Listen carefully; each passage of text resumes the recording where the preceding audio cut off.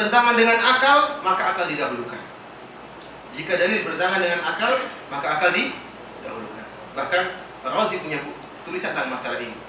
Tulis sekitar selembar tentang masalah ini. Bahwa jika akal bertentangan dengan dalil, maka akal didahulukan. Ini dibantah oleh Syekhul Islam Ibnu Taimiyah dalam kitabnya Darut Ta'arudil Aql wa Naql, mengangkat pertentangan antara akal dan dalil. Dalam sekitar 11 jilid beliau tulis untuk membantah selembar perkataannya siapa? Antum pernah baca buku itu? Judulnya Darut Ta'arudil Aql wa Naql. Antum baca itu cepat tua ya. Karena bahasanya pelik-pelik dan apa? Sulit. Jadi mereka seluruhnya bersepakat kalau bertentangan akal dengan dalil maka didahulukan apa? Akal. Ini kesepakatan pertama. Kesepakatan kedua ini merupakan kesalahan mereka yang kedua. Ini kesalahan pertama, menjadikan akal didahulukan daripada dalil. Kesalahan kedua, mereka menentukan siapa akal yang jadi patokan. Sekarang kita sepakat. Taruhlah kita sepakat sama kalian, wahai ahlul kalam, wahai Mu'tazilah, wahai Jahmiyah, wahai Asy'ariyah. Sekarang akal siapa yang jadi patokan? Kalau memang akal didahulukan daripada akal, kata mereka, akalnya falasifah. Akalnya siapa? Orang-orang ahli filsafat, Aristoteles, Socrates dan macam-macamnya. Jadi mereka dua kesalahan mereka. Pertama menjadikan akal sebagai patokan, yang kedua akal siapa? Ternyata akal falasifah. Bagaimana akal falasifah didahulukan daripada akal Nabi, akal para sahabat? Ini merupakan kesalahan total yang mereka jadikan pegangan. Kalau kita tanyakan, kenapa antum mendahulukan akal daripada dalil? Mereka berdalil, kata mereka begini. Perhatikan dalil mereka. Jangan sampai antum paham dalilnya, bantahannya antum nggak paham. Anda sekarang akan sebutkan sebuah syubhat. Ya, Anda akan sebutkan sebuah syubhat. Antum harus paham syubhat tersebut. Tapi yang lebih penting lagi, antum paham apa jawabannya. Kalau syubhatnya antum nggak paham, jawabannya paham, nggak apa-apa. Jadi masalah kalau syubhatnya antum paham, jawabannya nggak paham. Syubhatnya gimana? Kata mereka, bukankah kita beriman kepada Allah? Bukankah kita beriman kepada Rasulullah karena akal kita? Kenapa kita beriman kepada Allah? Karena akal kita menunjukkan adanya Tuhan. Enggak? Kenapa kita beriman kepada Muhammad? Karena akal kita menunjukkan Muhammad punya mukjizat dan selalu benar ucapannya. Berarti dia itu seorang nabi, karena nggak mungkin punya mukjizat seperti kecuali dibantu oleh pencipta alam semesta. Berarti akal kita menunjukkan Muhammad adalah seorang nabi. Berarti ikhwani fillah Allah ya, para hadirin rahmat subhanahu wa ta'ala. Berarti yang membuat kita beriman kepada Allah dan kita beriman kepada Nabi adalah akal kita. Berarti akal kita menjadi patokan. Karena dialah sumber imannya kita. Akal kita menjadi paham? Gimana bantahannya? Syubhatnya paham? Syubhatnya paham. Tinggal bantahannya. Kita bilang, kalau tatkala akal berlawanan dan bertentangan dengan dalil, antum mendahulukan akal, berarti antum telah menjatuhkan akal dari awal. Nah ulang, kalau tatkala akal bertentangan dengan dalil, kemudian antum mendahulukan akal, berarti sejak awal antum tidak jadikan akal sebagai patokan. Sejak awal antum sudah buang akal tersebut. Kok bisa begitu? Anda kasih permisalan. Contohnya, antum mau berobat, lagi sakit ginjal misalnya. Antum berjalan di tengah jalan di Jeddah sini, ketemu ada orang tukang sapu di tengah jalan, Sodik tukang sapu. Antum tanya, Sodik, kaifa halek? Kuis. Mana dokter? Tobib wen. Kata dia, sana Tobib. Syukran, antum ke Tobib. Sana Tobib dikasih resep dokter. Ini obatnya gini. Paham ya? Antum dikasih resep sama si dokter. Dan antum keluar dari tempat dokter, antum lewat lagi orang Sodik tadi. Sodik tadi tanya, apa resepnya? Kata dokter ini. Oh keliru, itu salah. Berarti salah itu. Yang benar seperti ini. Kata Sodiknya. Antum membenerin siapa? Si Sodik apa si dokter? Mana tanya, antum benerin Sodik apa dokter?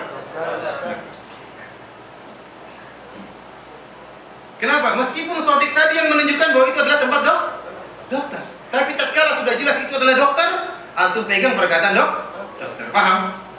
Sodik ini hanya sebagai perantara untuk menunjukkan itu dokter. Tapi kalau antum tahu itu dokter, maka itu menjadi patokan perkataan dokter.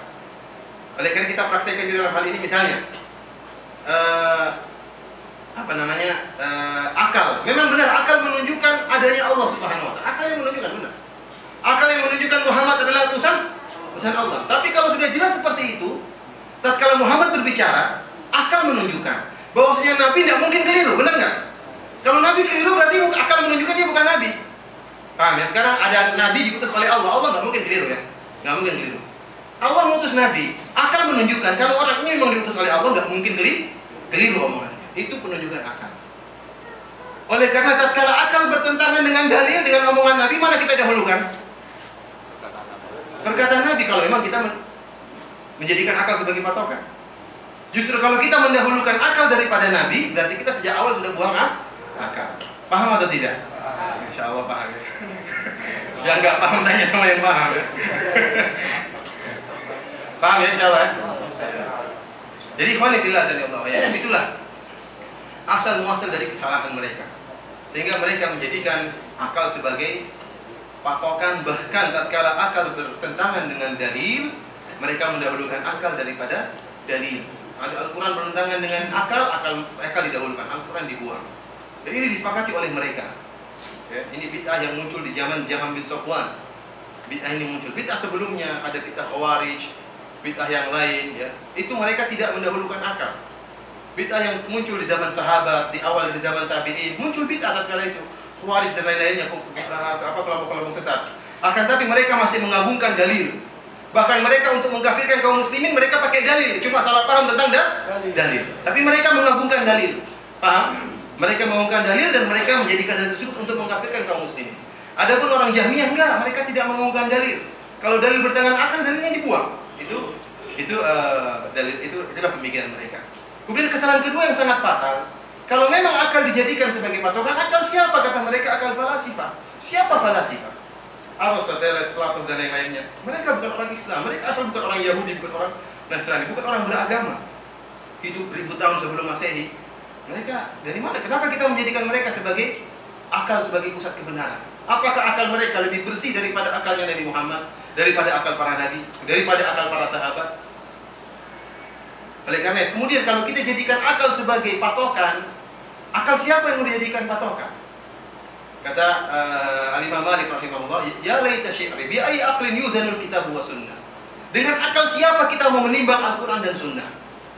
Kalau datang ada seorang mengatakan demikian, datang lagi yang mengatakan, orang kedua mengatakan demikian, akal mana yang kita pakai? Kalau kita menjadikan akal sebagai patokan, kita tidak akan pernah tetap, karena kita akan bimbang. Setiap ada orang yang akalnya lebih canggih, kita akan tinggalkan akal yang pertama. Nah, kalau kita menjadikan akal sebagai patokan. Tapi kalau kita menjadikan dalil sebagai patokan, maka kita tidak akan pernah berpindah, karena akidah sudah jelas diambil dari Al-Quran dan Sunnah Rasulullah SAW. Inilah ikhwanifillah sallallahu alaihi wasallam, sehingga muncullah namanya Jahmiyah, kemudian Mu'tazilah, kemudian Asy'ariyah, dan adapun perinciannya waktunya tidak cukup karena perinciannya sangat panjang lebar dan syubhat mereka sangat banyak, meskipun mudah untuk dibantahkan, tapi waktu kita yang tidak mencukupkan. Jadi insya Allah anak cukupkan pengajian kita sampai di sini saja. Selanjutnya kalau ada yang bertanya, anak persilahkan. Assalamualaikum. Kami mewakili rekan-rekan siswa di Masyarakat Jariah ketika Pak Ustadz kemudian kita menerangkan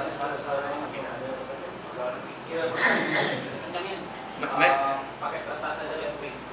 Suaranya kencengin, akhi Jejen. Kalau enggak berdiri enggak apa-apa. Kalau umumnya. Assalamualaikum warahmatullahi wabarakatuh. Kami mewakili ikhwan-ikhwan kita yang baru di Makkah Jariah.